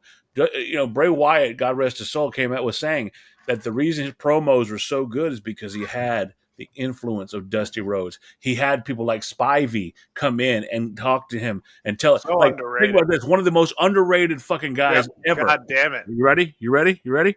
Lives are going to be in Waylon Mercy's hands. You know what I'm saying? God, beautiful. I mean, that character lived on through Eli, the stories of Eli Cottonwood. Home little old Bray Wyatt. My father was a shrimp boat captain. God, I would love to get him on the show, dude. I would the amount of questions I would love to ask that dude. Again, I go back. I used to watch the promos of the young Bray Wyatt, and my favorite line from that was, "Then they took Bray Wyatt to school. I saw C Spot run. I read mostly the good book." I mean, that fucking character. But he could go in the ring. Yep. For his size. He took a character like he was Husky Harris and he hated it. He got to finally be himself, and we got. Let me ask you a question here. We don't give him enough credit. How much of Bray Wyatt was Mike Rotunda? No, and I'm think the in-ring work. No, my question is because obviously it's his dad. Was his dad able to get to him and say, "Listen, you have to, you gotta turn that into this," okay? Where his father, because remember, his father was a road agent at the time. Well, so being that road agent and being able to get to him and say, "Hey, listen, to be able to get there, get this done, do this." The guy Rotunda, he had a mind for the business. Yeah. I don't think I maybe part of it, but just from what I don't think Mike Rotunda was ever really as creative as Bray was. And as I said, look, this is why I get kind of emotional on this one because Bray Wyatt touched me in a way that no other wrestler has in years. I go back to Jake the Snake when I grew up. That I thought he was the coolest guy, and then for some reason I loved fucking the Raven gimmick. But Bray Wyatt, so much so that to this day I still have a buzzard tattooed on my forearm from Bray Wyatt. He was Thank the you, Kim. outcast. Huh? I just said thank you, Kim. What'd she say?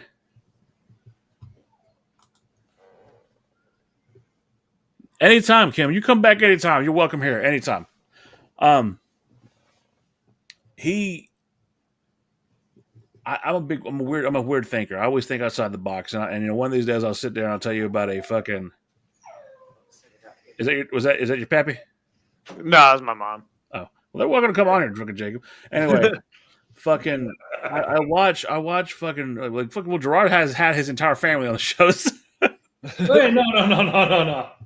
But you watch a guy like him, and when you see the Husky Harris gimmick, and you think that he's fucked, he's done, and he did his best to get it over, and then he comes back, he cuts a little weight, and you see his first promos, and you watch those old tapes with him in front of Dusty, and Dusty almost shedding a tear because he goes, "Baby, that was something special right there. We got something special here."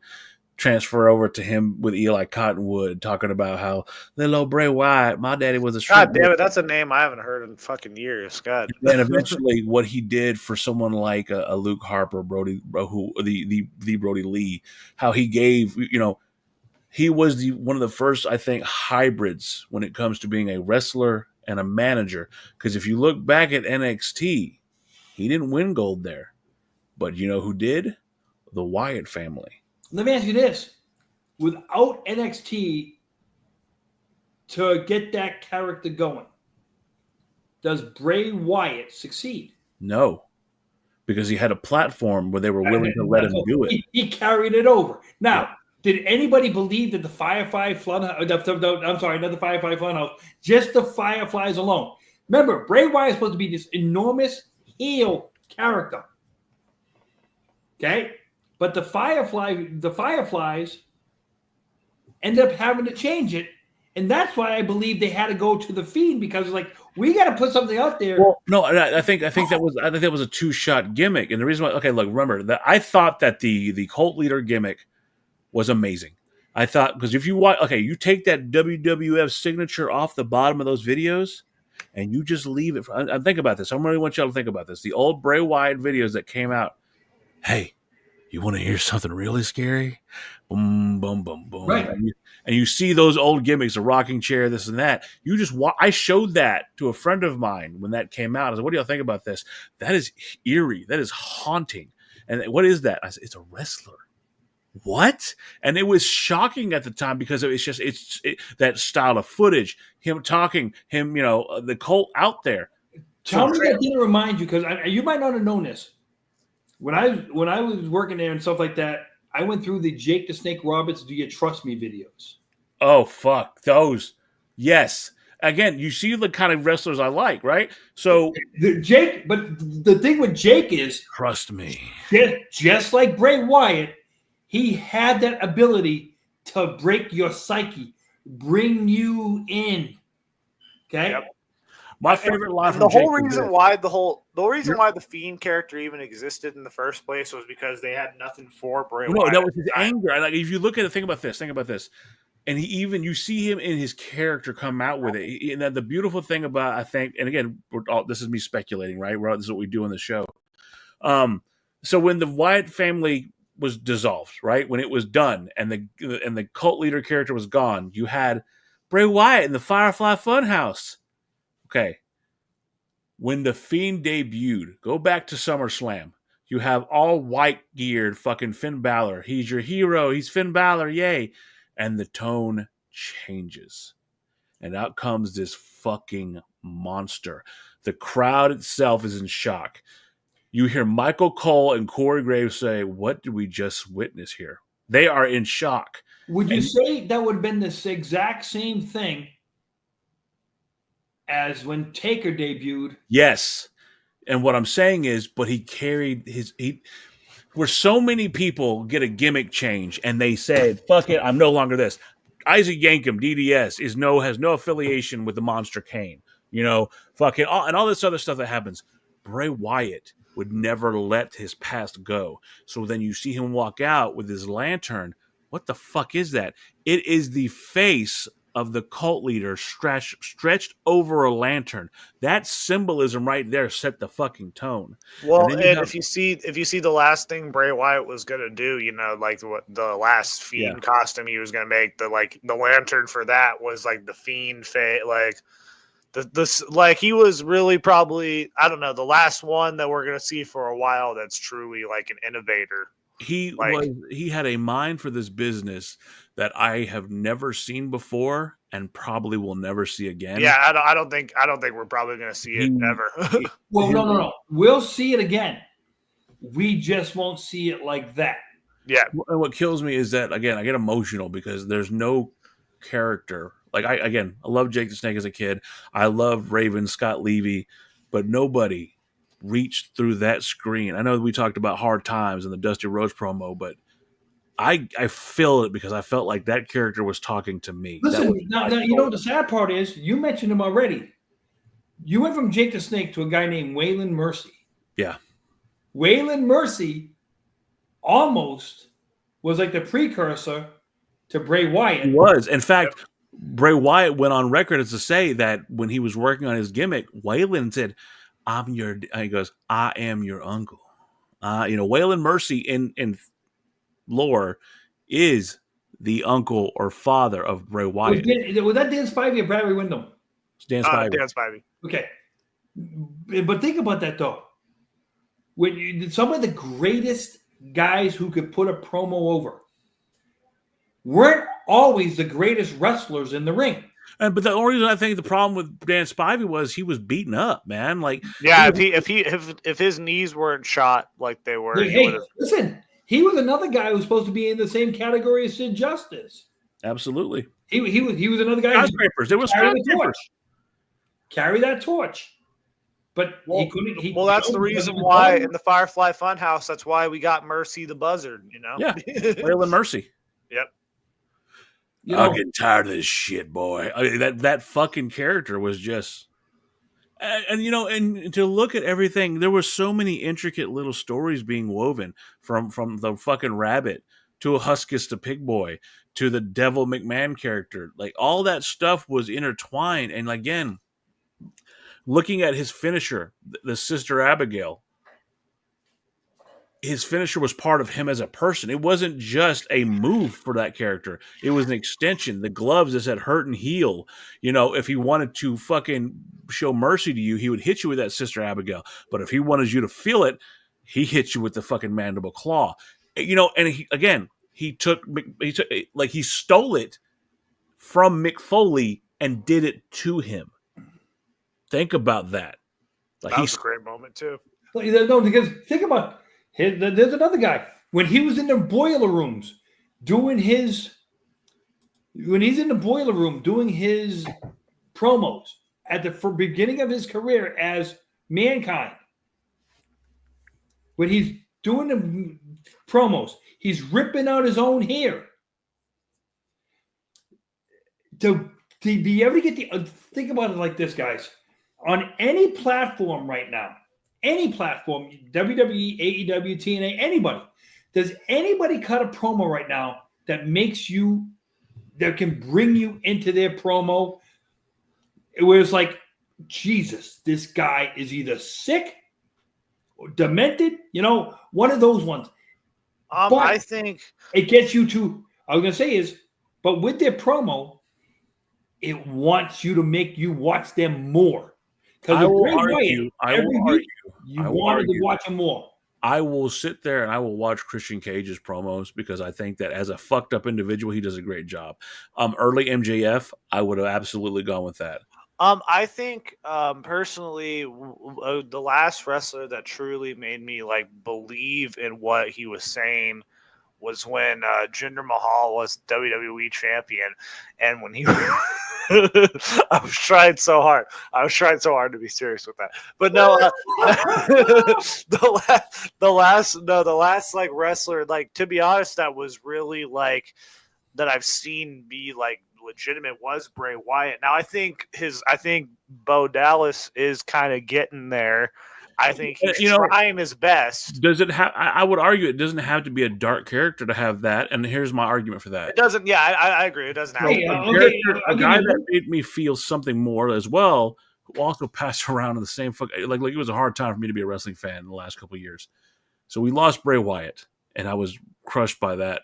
But before that, we lost Jay Briscoe, and who cut a better promo? Go back to Ring of Honor and talk about him against Adam Cole. Oh, God. Talk about him against his brother. Talk him against Kevin Steen. So Jay Briscoe. Go ahead. The Busty this year for best in-ring mic work was given to Drew McIntyre. Okay. Boo.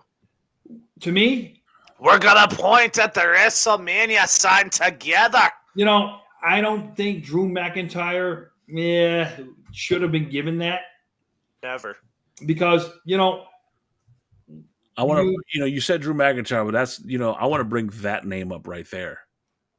We're talking about promos. He's been consistent. See, the problem with Kevin Owens is this, and you'll understand this. What's he been his whole career?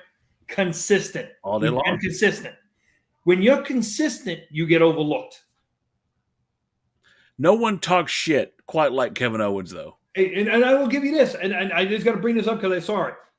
As much as we can all disagree or agree with the ins and out of Dwayne "The Rock" Johnson, whether he's going to come back for full-time, part-time, or something like that. No one talks shit quite like The Rock. I will have to say this. What he did in London the other day, I applaud him for. He went into a toy store in London and gave every kid in the store $100 pound to get whatever they wanted in the store.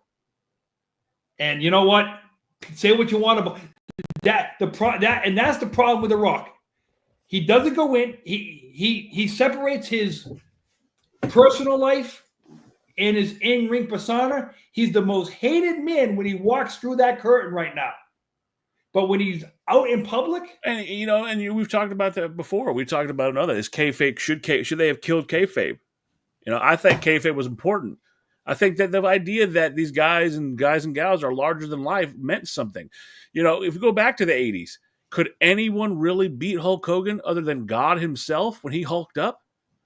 Well, because he was saying his vitamins, he was saying his prayers and eating his vitamins. But as soon as he hulked up, could Godzilla stop Hulk Hogan back then? It's not the fact that anybody could beat him. It's the fact of, was anybody able to carry that torch other than Hogan? Because the only thing that ever beat Hulk Hogan, the only thing that ever beat Hulk Hogan was that one time where that fake kid died at Wembley Stadium that he never wrestled at. That's the thing with me. Hogan wasn't so much the unbeatable guy.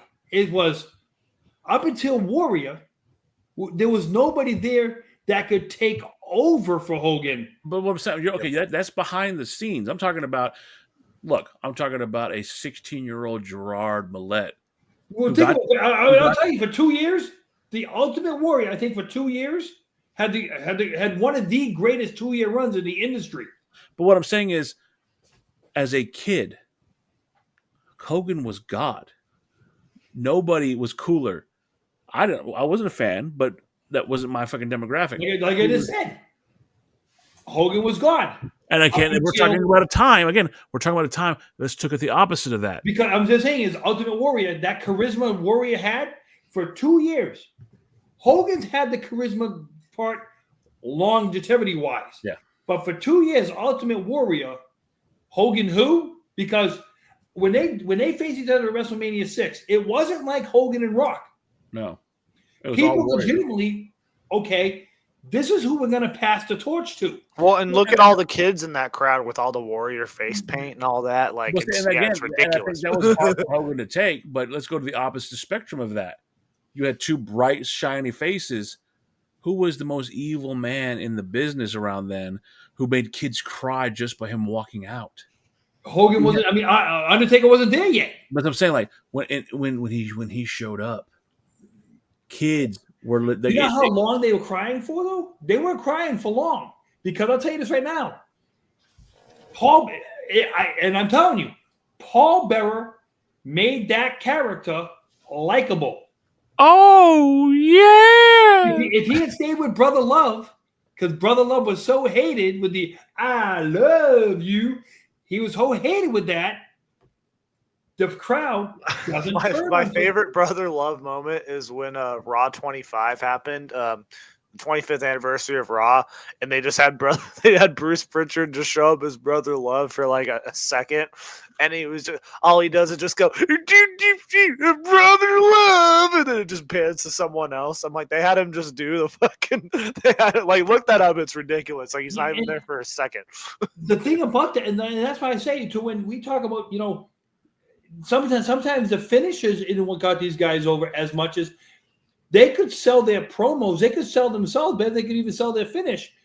Think about it. You know, look what Rick Martel brought with the ring with him.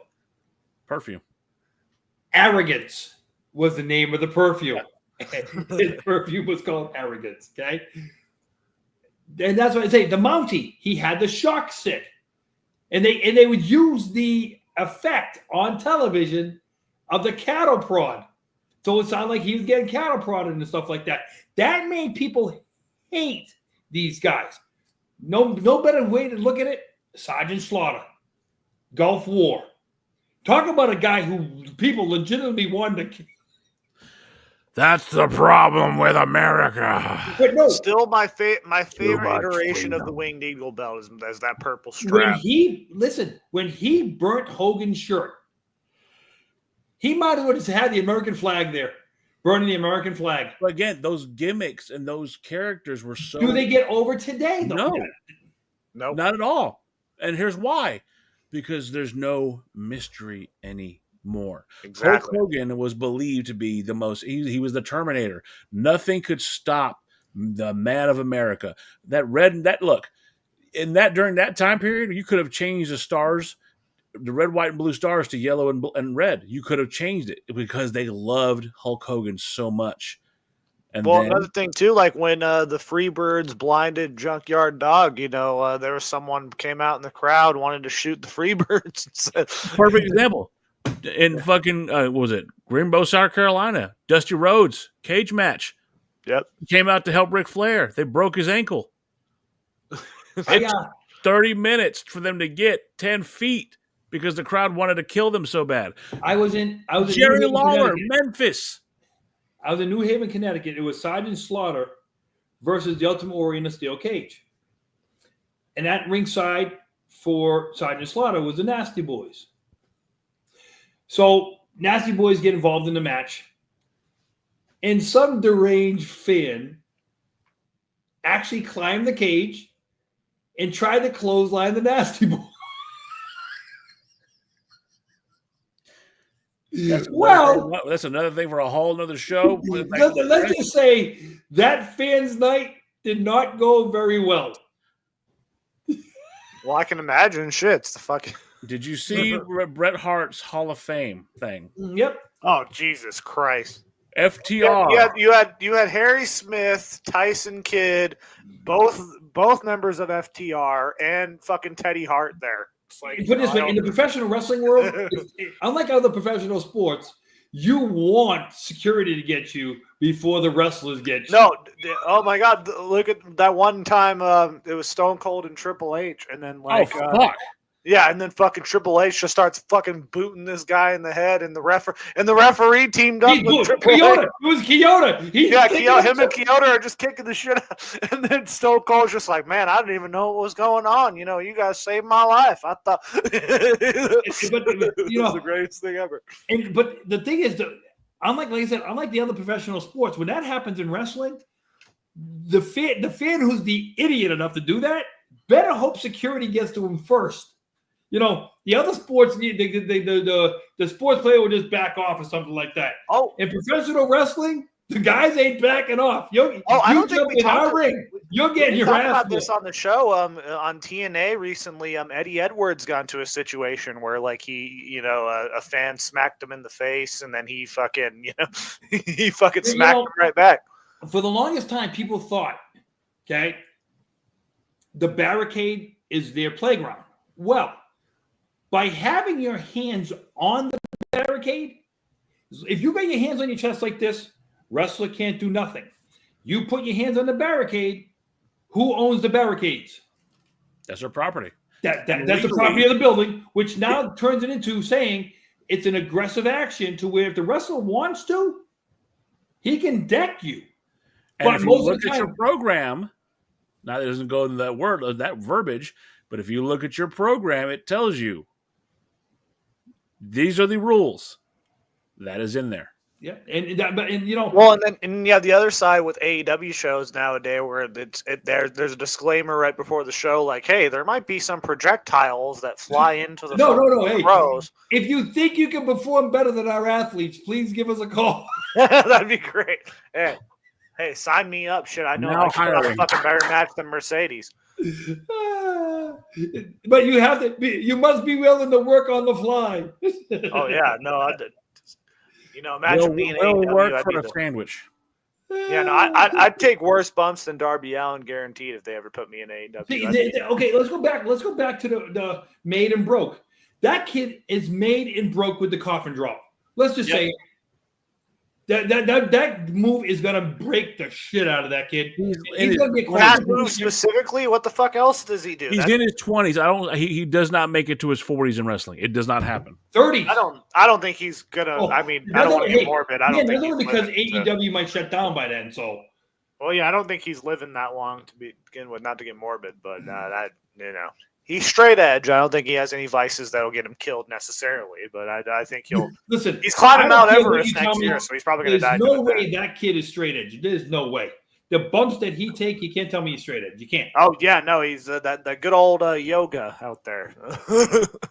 I don't care how much yoga you're doing. The shit that he does. Oh yeah, of course. No, yeah, I can't even do it. Mick Foley did it. At least he was 300 pounds. If Darby Allin is 150 pounds soaking wet? I probably weigh more than him, and I weigh. Hold on, Jacob.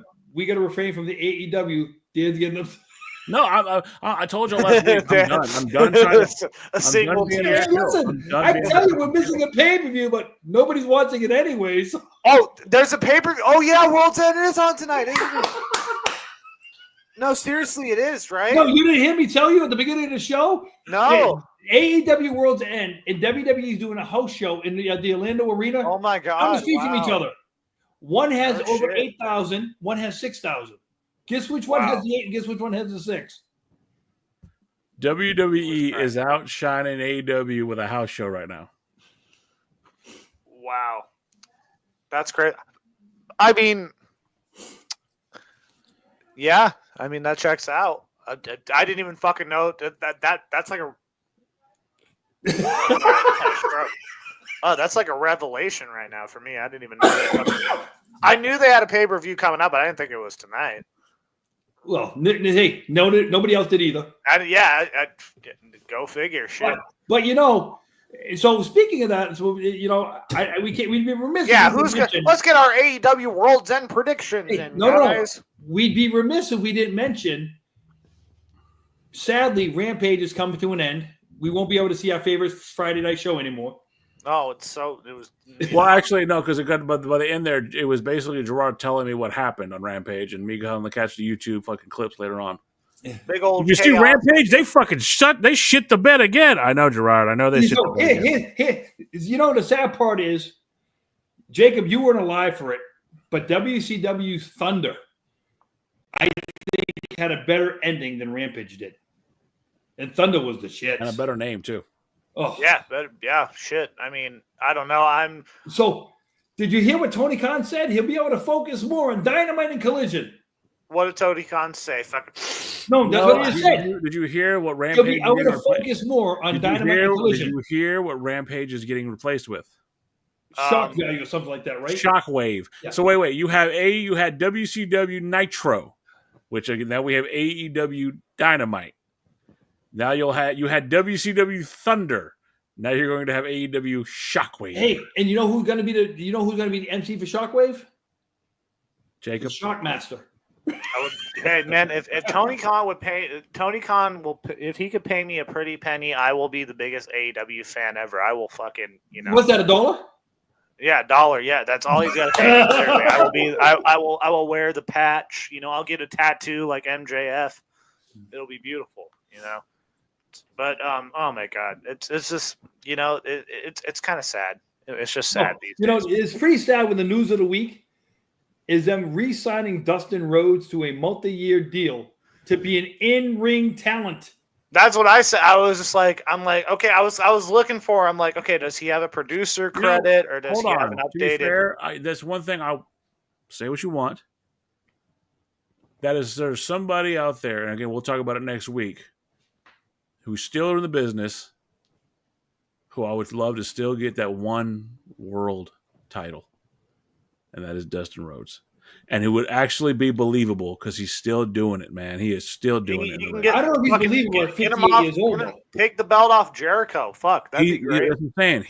He's in Ring of Honor right now with Sammy Guevara as the Sons of Texas, and he's still competing at a high level. I'm not saying he's Roman. I'm not saying he's Punk. I'm not saying he's any of those guys, but he's the Terry Funk of this generation. That's the problem. He has to go that route. Because remember, when Dustin first started, if it wasn't for the Gold Dust gimmick, Dustin's not even in the business anymore.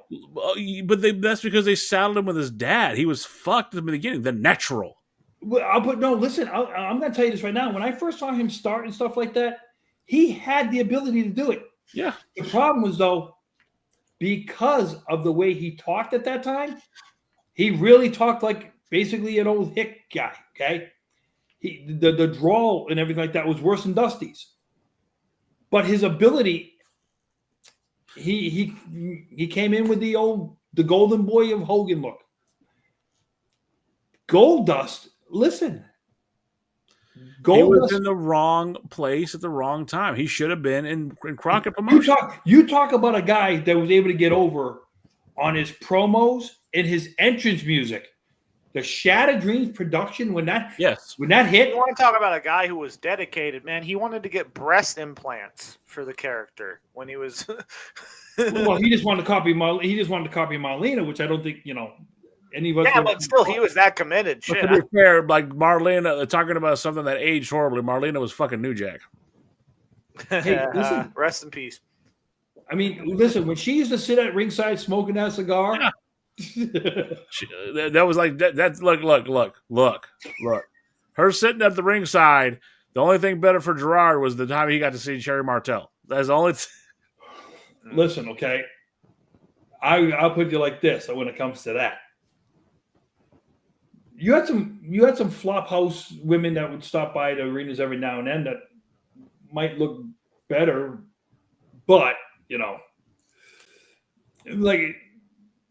The women who would travel down, who were the female oil wrestlers that would travel on the road, they had better bodies.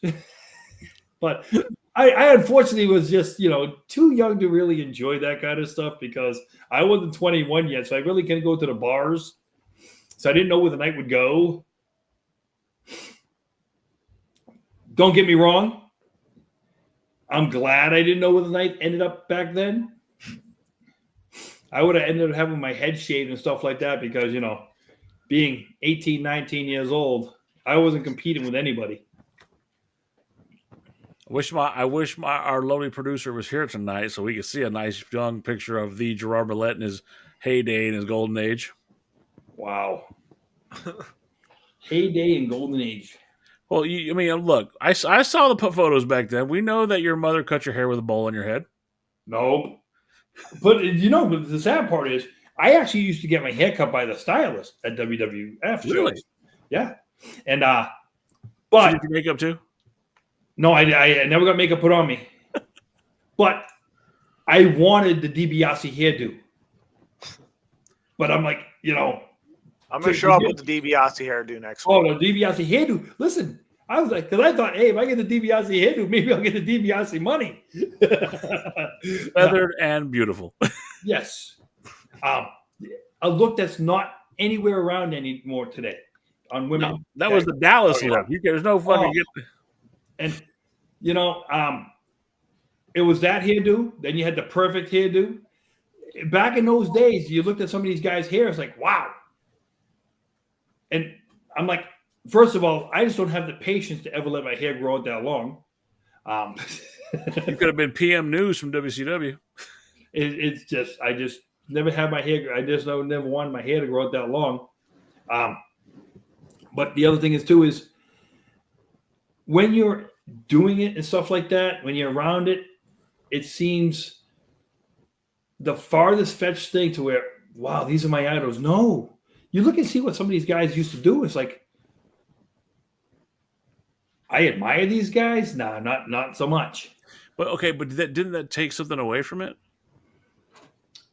Never from the never. Granted, you're getting to live your dream, right? You're getting to be behind. Never from the in ring. Never from the in ring part of it. If you get what I mean by that, to where I could work in the back, but I'd be out at the ring watching the matches. It never took away what I watched at the performance in the ring.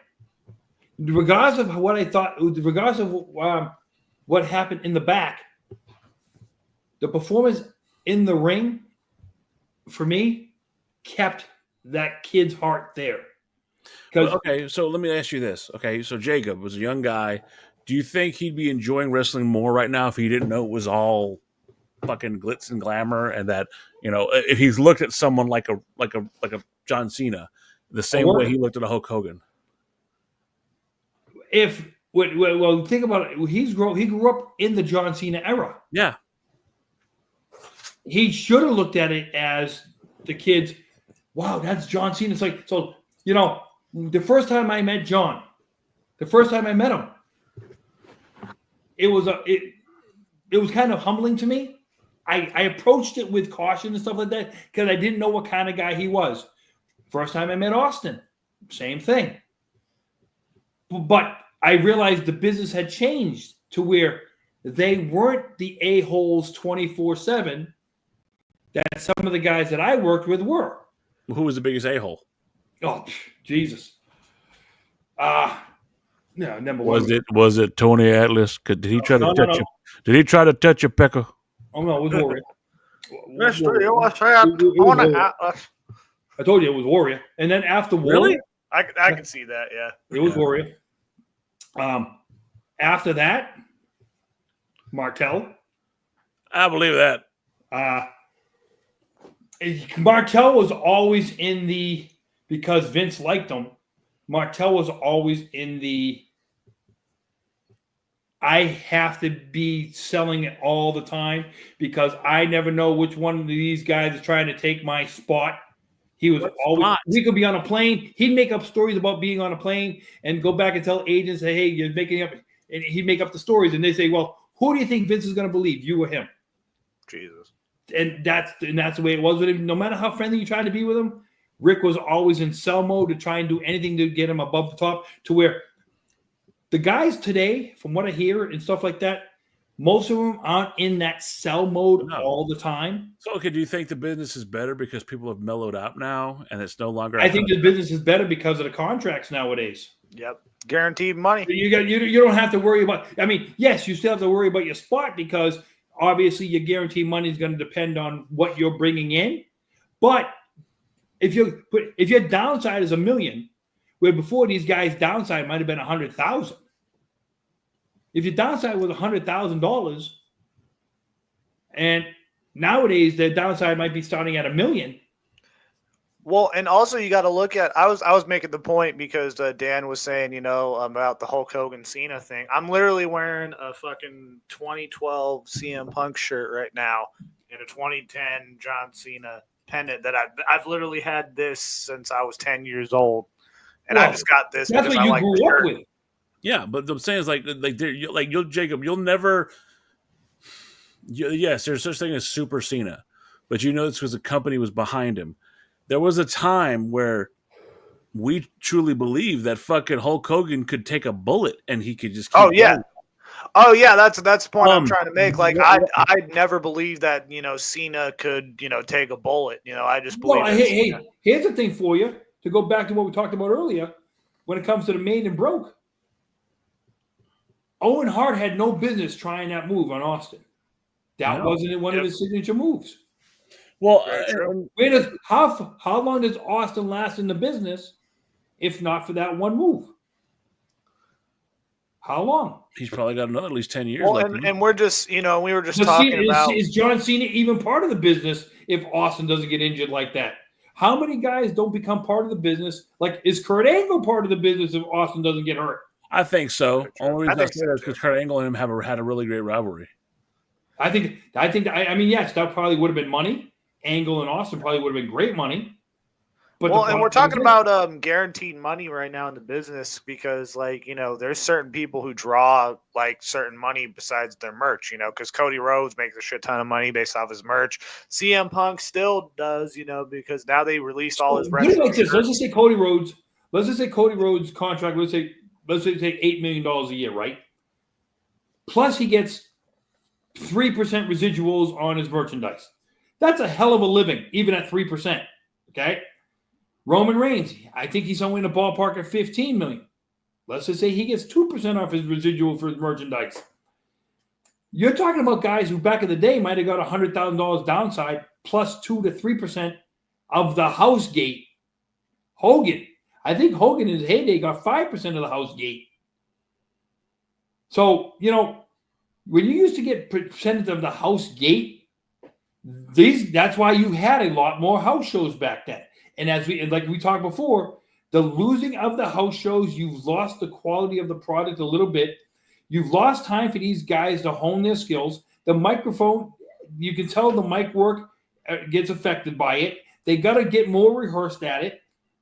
And the more you do that, I think it takes away from the product as much as a whole, to where their last pay-per-view that we watched, I think, was indicative of that. In fact, it sucked. Yeah. Not to mention Saturday night's fucking commercial. Main event. I'm sorry, it wasn't Saturday event. You're talking about an industry, and now, mind you, it's just not a WWE problem.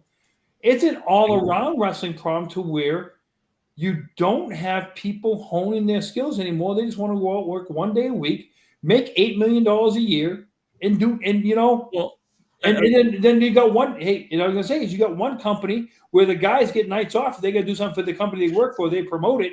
The other company where if they get a night off, they got to do something. They don't promote it. Well, let me ask you this, because we're coming to the end.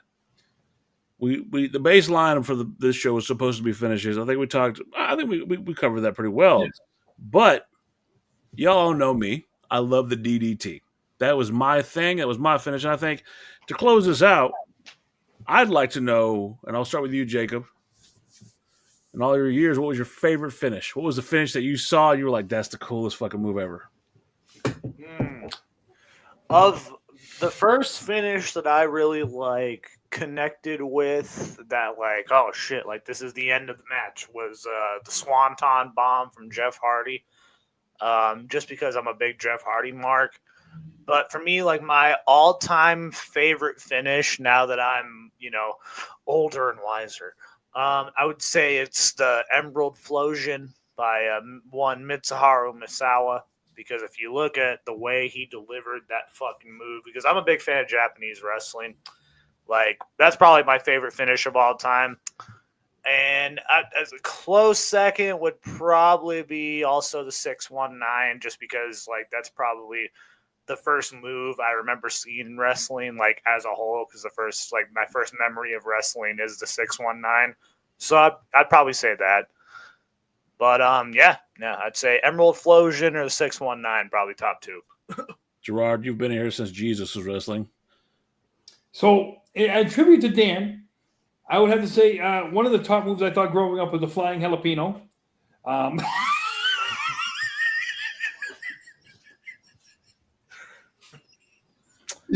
had to get it out there.